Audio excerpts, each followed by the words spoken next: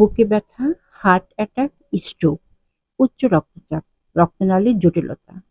এসব কিছুরই জটিলতা সৃষ্টি হতে পারে রক্তের চর্বির মাত্রা বেশি থাকলে।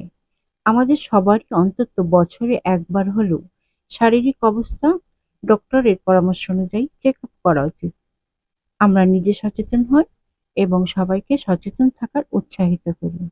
Hello everyone, welcome back to my channel. আমি বাংলাদেশি সোহানা, সোহানা ওয়েলনেস থেকে স্বাগত জানাচ্ছি।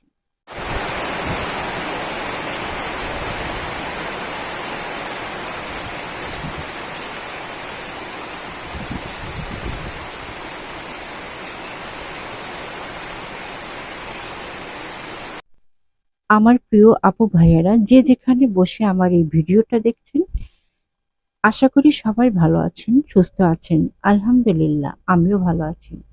আবারও চলে আসলাম আরো একটি মজার রেসিপি নিয়ে। আজকে আমি খুব সহজ করে কিভাবে চিকেন কোরমা তৈরি করা যায় সেটাই দেখাবো। এটা খুবই সহজ এবং খেতেও খুব টেস্টি। প্রথমেই আমি একটি লেয়ার মুরগি রেগুলার সাইজ করে কেটে ভালো করে ধুয়ে নিয়েছি। এখন এই ধুয়ে রাখা মুরগির মধ্যে ১ চামচ লবণ আর ১ কাপ টক দই দিয়ে ভালো করে ম্যারিনেট করে ঢেকে ১ ঘন্টা রাখবো। ফিরে আসছি ১ ঘন্টা পর। এখন চুলায় একটি ফ্রাই প্যান বসিয়ে দিব। এতে ১.৫ কাপ রান্নার তেল দিব। তেল গরম হলে ১ কাপ পেঁয়াজ কুচি দিয়ে দেব বেরেস্তা করার জন্য। এ সময় চুলাটা হাই হিটে রাখবো। পেঁয়াজটা ঘন ঘন নাড়তে হবে যাতে পুড়ে না যায়।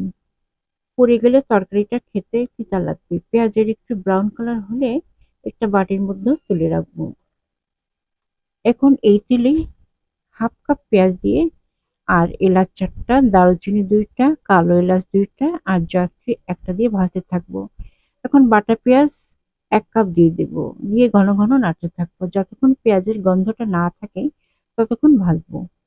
ভাজা হয়ে গেলে এ পর্যায়ে দিয়ে দেব কাঠবাদাম বাটা। দিয়ে ভাজতে থাকবো। আপনারা ইচ্ছে করলে কাজু বাদামও দিতে পারেন। এখন ১ চা চামচ আদা বাটা, ১ চা চামচ রসুন বাটা আর ২ চামচ মরিচের গুঁড়া আর জিরার গুঁড়া ১ চামচ দিয়ে মসলাটা ভালো করে কষিয়ে নেব। কষানো হয়ে গেলে এ পর্যায়ে ম্যারিনেট করে রাখা মুরগিগুলো মশলার মধ্যে দিয়ে দেব। এ পর্যায়ে আমি লবণ স্বাদ মতো এড করব। এখন ভালো করে মুরগিটা মশলার মধ্যে কষাতে হবে।